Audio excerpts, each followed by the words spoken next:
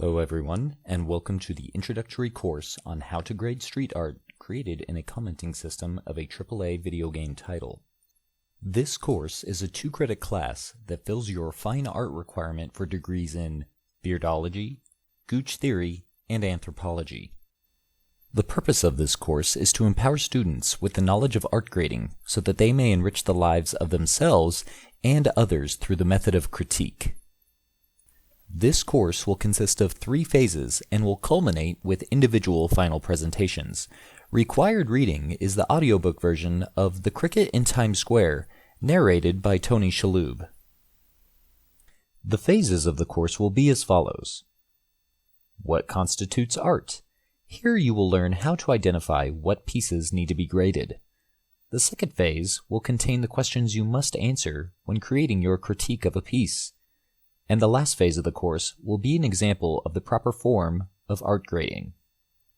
If at any time you are lost or behind, pause the video, scroll back to an earlier section, and use your goddamn ears and eyes to follow along.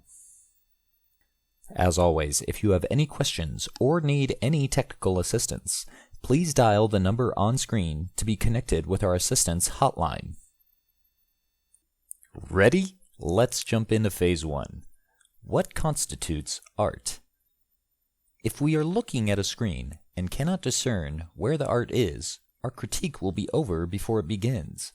The process of deciding where the art begins and ends is a learned skill and can take years to master. Here is the correct way to identify art. Here. It's right here. Now that you are an expert at finding the art, we'll move on to phase 2.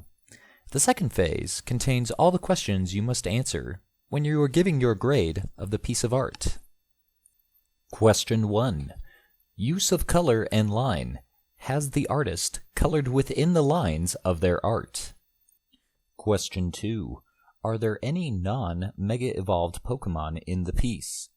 Be sure to consult your Pokedex to have a handy list of all Pokemon with the ability to Mega Evolve. Did you know that Audino has a Mega Evolution? What a goddamn waste. Question 3. Is there automatopoeia in the piece?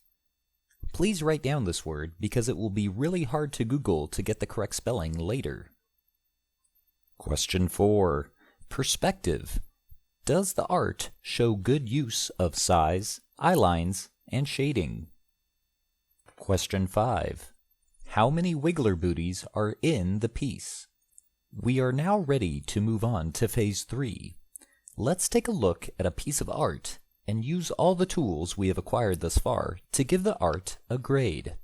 First, let's identify what is and is not art. This is the art. Next, let's answer all of our questions on our list. First, color and line.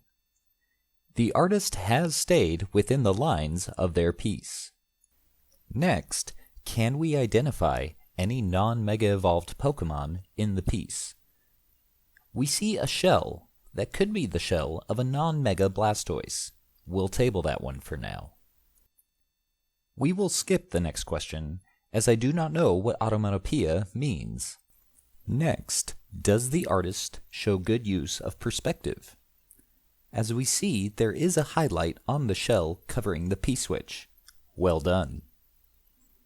And lastly, while there is a booty in this piece of art, it is not of the Wiggler variety. Final grade of this art is 4 Shreks out of 5. Remember, art grading is subjective, so be sure to act high and mighty while projecting confidence, even if you have no fucking clue what you are talking about. Congratulations, you are now certified to grade art created on the gamepad of a Wii U.